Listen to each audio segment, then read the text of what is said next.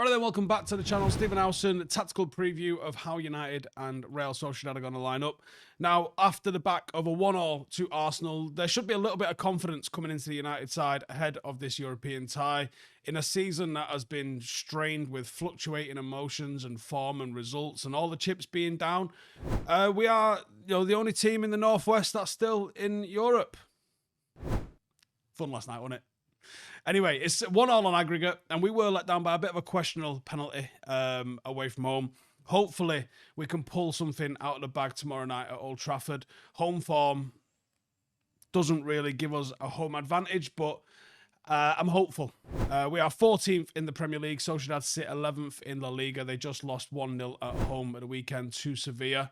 And we've come up against them a few times over the years. It's never been much of a goal-scoring affair.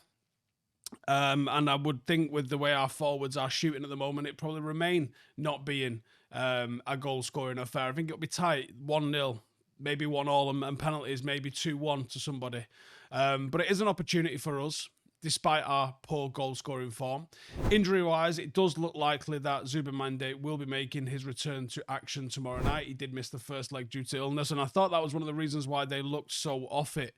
For us, there is a chance that we could have midfielder return in Ugarte, which I think is very much needed, and that could be either managed back into the 11 or he could be thrown in and starting straight away. And I think that's the most important thing. Now, I'm not going to go over how they play too much. I literally did this 7 days ago. There wasn't too many changes. Apart from how poor they were in possession, United went and took a lot more of the ball than I expected us to do. One of the key principles about how they play is holding on to the ball and disrupting an opposition's shape before putting them to the sword. They didn't really do that. Now, was that down to Zubimendi missing, or was that down to how United lined up against them? I don't know the answer. Is it due to someone like Casemiro having a really good game? I don't know the answers. So like I said, I'm not going to dwell too much on how they play. I'm just going to speed through this, get into my United 11 and crack on with how I think the rest of the game is going to go. What I will say is, for them, I think the star man is going to be Oyarzabal. I think Zubimendi we did identify as the key man for the last game. He'll be important if he plays, but I think Oyarzabal could be the difference maker again. Now, obviously, he managed to get a goal from the spot last time. He is an effective contributor in Real Sociedad's system. He thrives in how they play. He's on 10 goals and 7 assists in all competitions for them this season. He's absolutely somebody that United are going to have to deal with. In terms of United, I am going with the following starting 11. That would be Onana in goal. I'm going with a back three. Don't know what's going on with Euro. Of De Ligt, Lindelof, who surprised me, and Mazraoui. I think Mazraoui will come in rather than him risking Euro, or going with Heaven. I expect it'll be as senior as possible, which is De Ligt, Lindelof, and Mazraoui. Now, I would expect Heaven or Euro if he's fit, maybe even Kokonki, to be given some opportunity in the game, because he does love a centre-half sub, and I don't know if Victor Lindelof can do a full 90. I guess we're going to find that out. Midfield, I would expect Delo as a right wing-back. I think Dorgu, obviously back in the mixer at left wing-back. I think the midfield pair would be Bruno and Ugarte. I would be shocked if you think you're getting another 90 minutes out of Casemiro in the midfield. I think it'll probably be Garnacho, Xerxes, and Højlund. There is options that you could do with maybe throwing Eriksen in. Mason Mount as a return to training. I can't imagine he starts him, but if he's fit, then I do think he'll feature at some point, even just for 10 minutes to get a run out, because I think he actually really suits the way Amrim's going to try and play.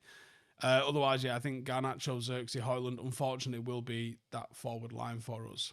In terms of a star man for United, I think Joshua Xerxes. I think he's rounding into some nice form. He's getting a little bit of praise. He's playing with a little bit of confidence. The goals are starting to come. Can he continue in that goal-scoring vein? Otherwise, it's Bruno Fernandes. But a little bit of positivity. Can United get into the next round? That's what we want to see, innit? United just going into the next round. And as always, This is brought to you by Hollywood Bets, and the stakes could not be higher as United and Sociedad face off in the second leg of this European tie.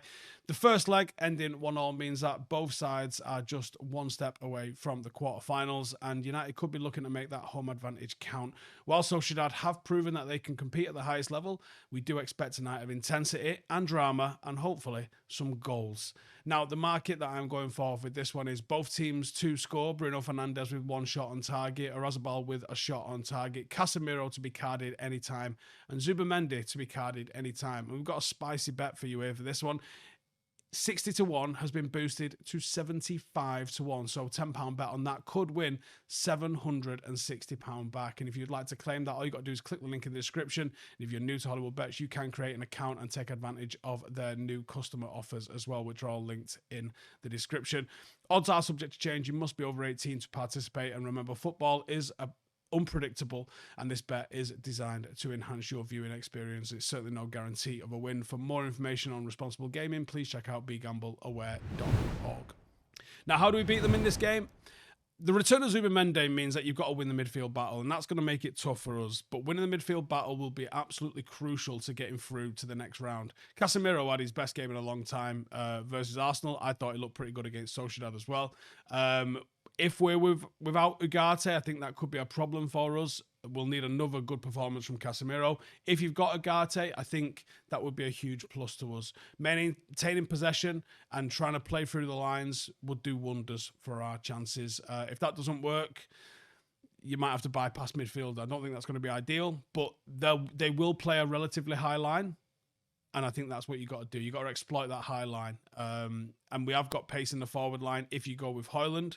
I think Garnacho can get in behind and find himself in space as well. I liked him off the right-hand side, actually, against Arsenal. I thought he was looking to create rather than shoot. And I think that might be the positive change that's been required to get a better performance out of him and a more rounded decision-making performance out of him. You've got Dorgu back in the team.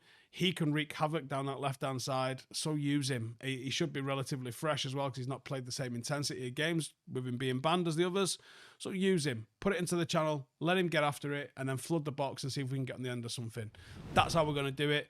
That's how we're going to get the job done. And I'm confident, man. United are going into the next round. We're going to beat Sociedad at home, and we are getting ourselves in the next round. Fucking come on. Hey, thank you for watching the video. If you are new around these parts, then don't forget to subscribe. My channel is proudly supported by my community on Patreon. If you'd like to get a little bit of extra content, a Discord group, meetups, five-a-side games, weekly podcasts, behind the scenes, and even an occasional bit of transfer news as and when I get it, then for the price of a pint, you can show your appreciation for the content that we make and get some goodies for doing so as well. Check the link in the description or click the button right here. You'll also find all of my socials here too if you want to follow me on any of those platforms. Nice one.